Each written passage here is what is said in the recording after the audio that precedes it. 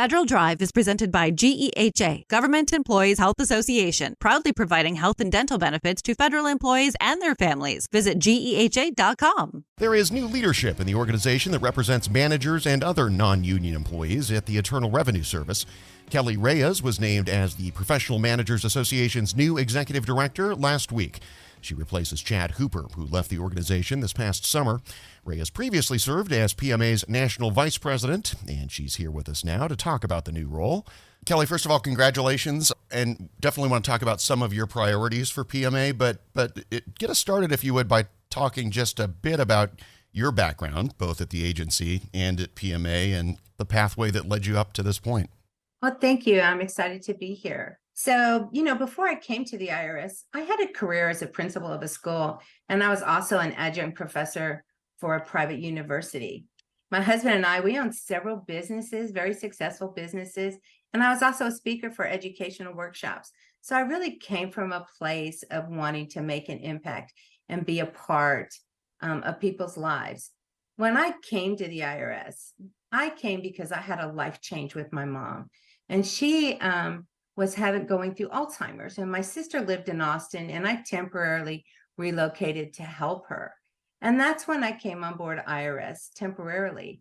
I had only planned to work there for just a few short years and then go back to Arlington with my family. But before I knew it, my family wanted to locate to Austin, and 14 years later, I was still there at the IRS. I was served as an IRS manager for 10 years. I was a frontline manager, a department manager, and a territory manager, and I loved every minute of it. I had the opportunity to learn about government leadership and to manage from many different perspectives as I worked in different business units across the IRS. I was mentored by some amazing executives and senior leaders, and these rich experiences and the knowledge that I gained from them and my leadership skills, I really think those are the things that helped prepare me to be the executive director for PMA. So now I'm eager and I'm ready to take on the challenges of our managers and to grow PMA into a strong voice that will lead our association into the future. And I imagine the fundamental goals and objectives of the organization aren't going to change much here, but what do you really want to emphasize in your leadership role here? There's some big concerns that keep getting elevated. One of them is the compensation for managers. They really want a fair and equitable compensation that's reflective of their performance. We would really like to see that the IRS come in and revamp that system. The pay band system is really made up of 3 different pay bands, and that is their compensation is based on this performance. PMA supports the reform to make sure that the pay is fair, that it's fully funded, and that it's equitable, and that it really, truly rewards their performance.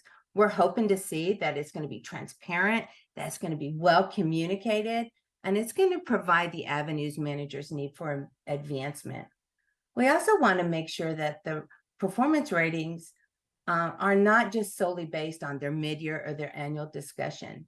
We want to see the managers get consistent feedback throughout the year and counseling for their rating periods. Managers and even non-bargaining unit employees, they should have a process to grieve their performance appraisals when they don't see what they should be seeing. And right now, the only one they can grieve to is the people who approve the performance appraisals. So we would like to see a change there. We would also like to see that the performance awards that they get shouldn't be denied to managers or non-bargaining unit employees when they reach their pay gap. So there's lots of things to look at for that, but we also want to see management development. Our managers need training at all the different levels that they work at.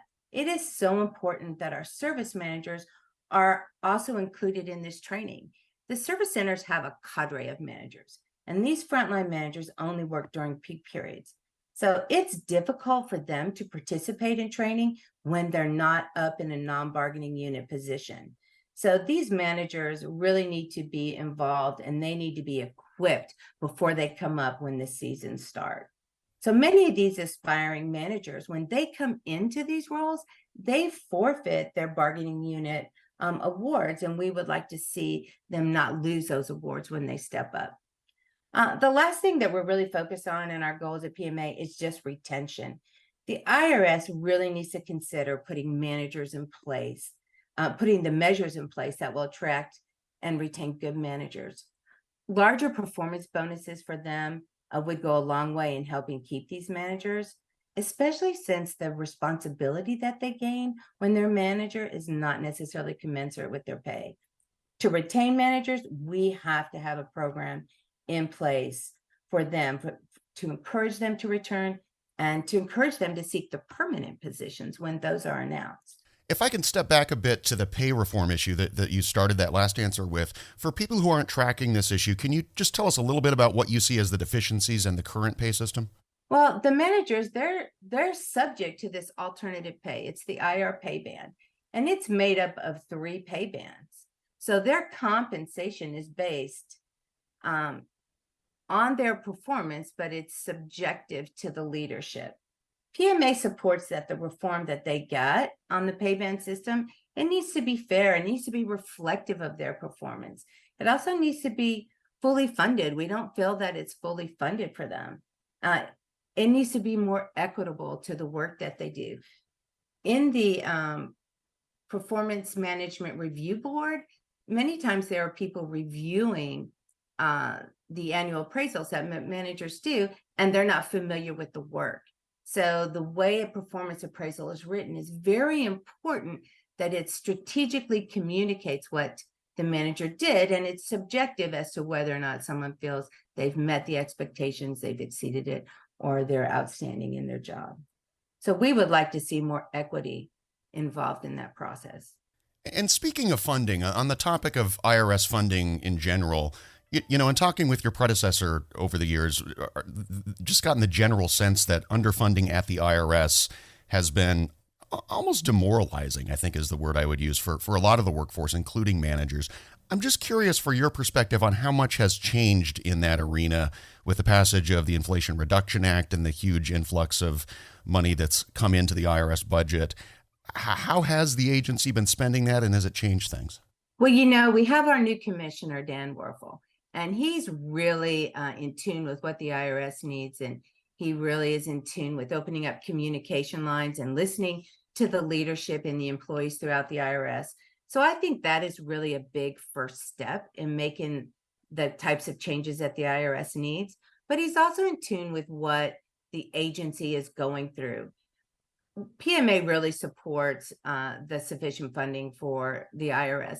We're not able to make the policy changes we need to make unless that funding is there and that funding is consistent.